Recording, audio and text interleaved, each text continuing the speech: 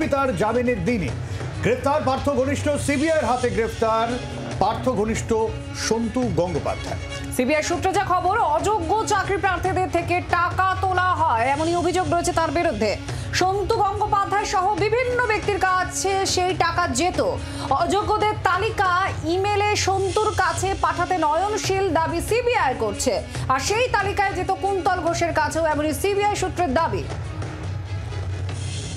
পিয়ালি রয়েছেন আমাদের সঙ্গে। এই সন্তুর কি ভূমিকা এই দুর্নীতি চক্রে, পিয়ালির কাছ থেকে আরো বুঝে নেবো। পিয়ালি, একেবারে দেখো, আজকে একদিকে যেরকম অর্পিতা মুখোপাধ্যায় ইডির যে মামলা, এই মামলাতে জামিন পেয়েছেন, ঠিক একইভাবে আজকে সিবিআই কিন্তু প্রাথমিকের যে নিয়োগ মামলা, সেই মামলায় কিন্তু একের পর এক তৎপরতা দেখা যাচ্ছে। সন্তু গঙ্গোপাধ্যায়, যিনি পার্থ চট্টোপাধ্যায় অত্যন্ত ঘনিষ্ঠ হিসেবে পরিচিত, বেহালাতে তার বাড়ি, একাধিকবার ইডি সিবিআই তারা তল্লাশি অভিযান চালিয়েছে, তারা মোবাইল ফোন বাজেয়াপ্ত করেছিল। সেই সন্তু গঙ্গোপাধ্যায়কে প্রাথমিক নিয়োগ দুর্নীতি মামলাতে তাকে গ্রেপ্তার করেছে। সিবিআই সূত্রের যেটা বক্তব্য, যে অয়নশীল বিভিন্ন অযোগ্য চাকরি প্রার্থীদের কাছ থেকে যে 1,67,00,000 টাকা তুলেছিলেন, সেটা বিভিন্ন মানুষের কাছে গিয়েছিল, বিভিন্ন লোকের কাছে।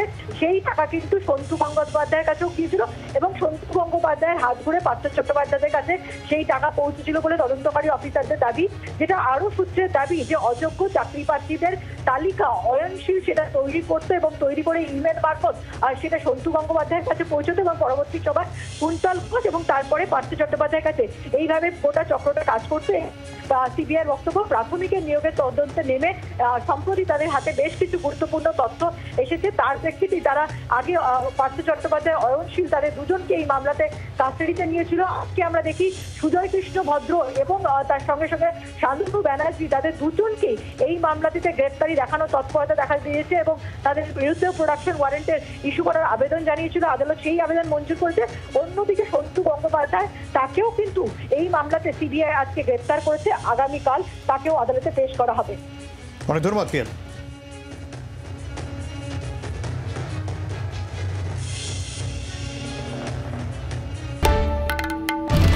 বাংলার আওয়াজ, বাঙালির আবেগ, জি 24 ঘন্টা।